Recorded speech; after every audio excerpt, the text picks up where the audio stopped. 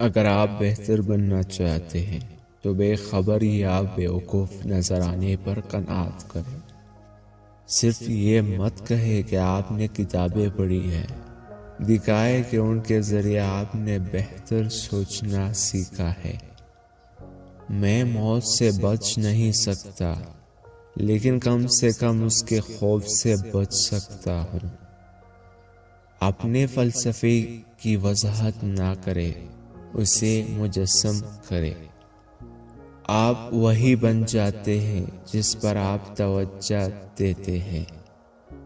کسی آدمی کے لیے یہ ناممکن ہے کہ وہ سیکھے جو اس کے خیال میں وہ پہلے ہی جانتا ہے۔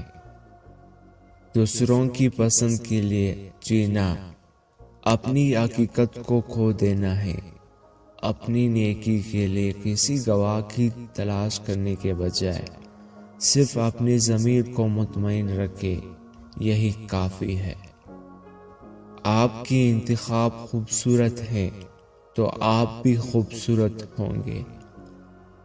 اچائی کو بیرونی چیزوں میں مت تلاش کرو، اسے اپنے اندر تلاش کرو۔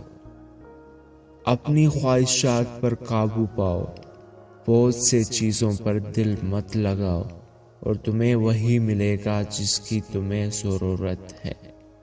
اپنی باقی زندگی ترقی کرنے کے لیے وقف کر دے۔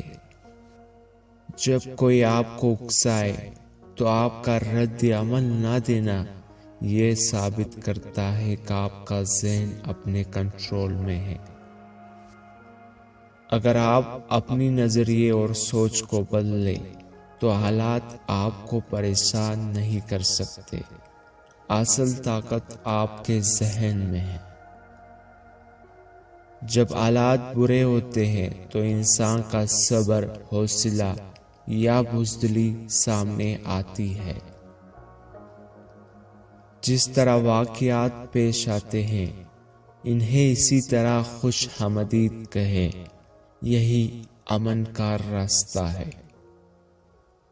اہم بات یہ ہے کہ صرف ان لوگوں کے ساتھ رہے جو آپ کو بلند کرتے ہیں، جن کی موجودگی آپ کی بہترین صلاحیتوں کو سامنے لاتی ہے۔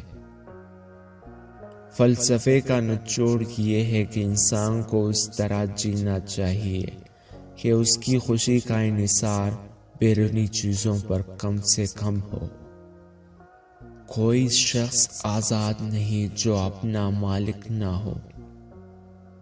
ان چیزوں کو جتنا زیادہ اہمیت دیتے ہیں جو ہماری قابو سے باہر ہے، اتنا ہی ہمارا قابو کم ہو جاتا ہے۔ اگر آپ کے معیار کے مطابق چیز نہیں مل رہی تو اس کے لیے انتظار میں زندگی ضائع نہ کرے۔ دولت بہت زیادہ مال رکھنے میں نہیں ہوتی، بلکہ کم خواہشات رکھنے میں ہوتی ہے۔ آپ اس لمحے تکلیف ہوتی ہے جب اپنے آپ پر یقین رکھتے ہو۔ خوشی کا صرف ایک ہی راستہ ہے، اور وہ یہ ہے کہ ان چیزوں کے بارے میں فکر کرنا چھوڑ دے جو ہماری مرضی اور اختیار سے باہر ہے۔